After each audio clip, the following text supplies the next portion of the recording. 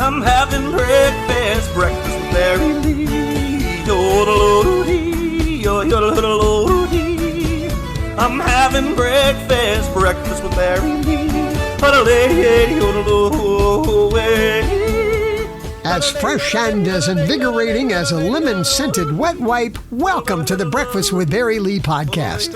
Hey, if you have a soft spot for kids, especially kids that have been abused or neglected, you're definitely going to want to hear what my guest, Ali Gallagher, has to say. She's the Outreach and Training Manager with Blue Ridge CASA, C-A-S-A, which stands for Court Appointed Special Advocate. These volunteers serve as the voice for these children in court proceedings and help ensure that they're placed in safe and permanent homes. She's coming right up. Right now, we're just going to jiggle the frontal lobe of your brain with the Brain Buster. The question: 27% of people admitted in a survey that they have never set foot here. Where is here? Is it A, their neighbor's house, B, a library, or C, in a church? Your answer coming up at the end of the podcast. Before the interview, a quick look at our podcast planner, nationaldaycalendar.com. Monday the 15th is National Gummy Worm Day. I mean, gummy bears have their day, why not the gummy worms? The 15th is also Give Something Away Day. Whether it's something from your closet that you no longer need, or paying for the coffee of the person behind you, give something away. Tuesday the 16th is National Hot Dog Day. Wednesday the 17th is National Tattoo Day. The word tattoo comes from the Polynesian language tatau, T-A-T-A-U, which means to tap or to mark. Thursday the 18th, National Sour Candy Day. It's also, on the other end of the spectrum, let's go salty with National Caviar Day. Caviar, the eggs of the sturgeon fish. Friday the 19th is National Daiquiri Day, usually made with rum, citrus juice, and sugar. Saturday the 20th, National Moon Day. July 20th, 1969, I can remember staying up into the wee hours watching with the world and with my parents as Neil Armstrong stepped foot on the moon. Sunday the 21st, now we're talking National Ice Cream Day. It's also Junk Food Day. I love that combo. Alrighty, a combo of loving kids and promoting their well-being. CASA needs someone like you. When a case of child abuse or neglect goes to court, there are advocates who serve as the voice for those children in court proceedings and help ensure that those children are placed in safe and permanent homes. Right now, 300 children are on a waiting list for those special advocates, and Blue Ridge CASA, court-appointed special advocates, are ready to start training for new advocates. Here to tell us all about it, please welcome Ali Gallagher. She's the Outreach and Training Manager with Blue Ridge CASA. Ali, thank you so much for joining us on the podcast. Hi, Barry. Thanks for having me. I'm really happy to be here. So CASA, C-A-S-A, stands for Court Appointed Special Advocate. I just gave a very general term of what an advocate does, but if you want to fill in some more details, this would be a good place to start. What CASA advocates do. Blue Ridge CASA, we're a nonprofit organization that advocates for children who have experienced abuse or neglect, and we do that through recruitment, training, and then supervision of volunteers. So first, we recruit potential volunteers through outreach events. We then provide all the training that someone needs to become an advocate. And lastly, we're going to support the advocates throughout the entire process. So through training, but also when you get a case as well, you're supported. And so these advocates, when people hear court, they might feel a little fearful of that, but you're saying you don't have to be a lawyer, you don't have to be a social worker, you just have to have a love for kids and their well-being. And Blue Ridge CASA takes care of all the training and everything you need to know. Yeah, many people are actually surprised by this, but no legal knowledge or any type of specific background or education is required. We teach you everything that you need to know in the training. It is a pretty lengthy training, 30 hours across 6 to 7 weeks, once a week for about 3 hours a week. So, Ali, once somebody becomes trained and certified to be an advocate, what kind of things do they do on behalf of the children? And maybe sort of give examples of some of the things that an advocate does. So most importantly, the CASA meets with the child once a month. But to describe what we do, I like to use something called the FAR model, which is facilitate, advocate, research, and monitor. So facilitate is all about facilitating discussions about the child's best interest. And then our primary means of advocacy is through our court report. So people don't have to be worried about speaking up in court or anything like that. The way we advocate is through that court report. And then everyone that needs to get that court report, such as the judges and the attorneys, they all get a copy. Research gets done through reviewing records and interviewing people in the child's life. And we monitor not only the child's progress and needs, but then we also monitor the biological parent's progress with the goal of return home.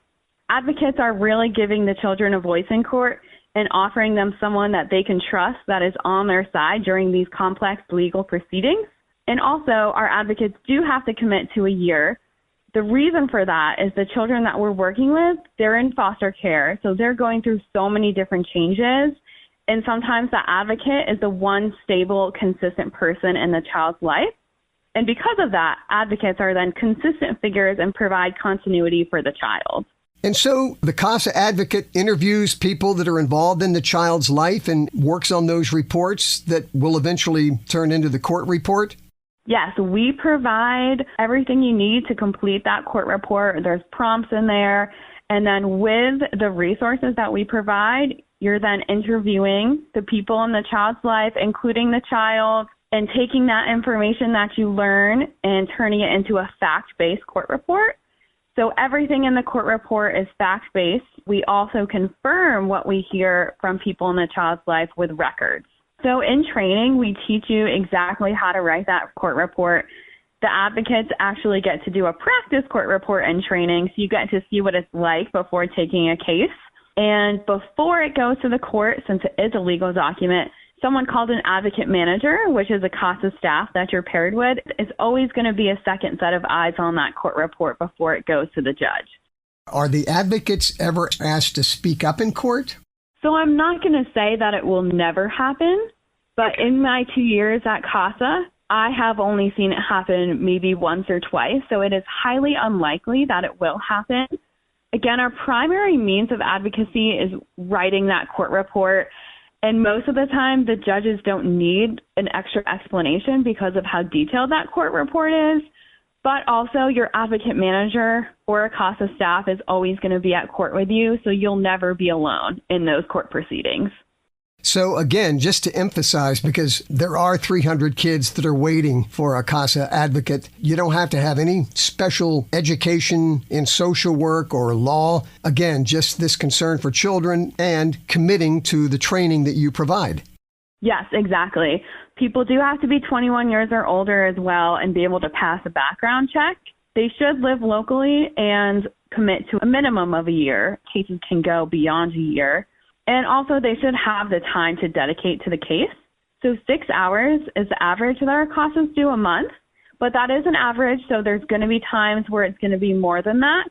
We find that the month that you do your court report is going to be closer to 10 to 20 hours, and when you're first starting the case, meeting the child, getting to know everyone in the case, reading up on what's happened so far, that can be closer to 10 hours as well.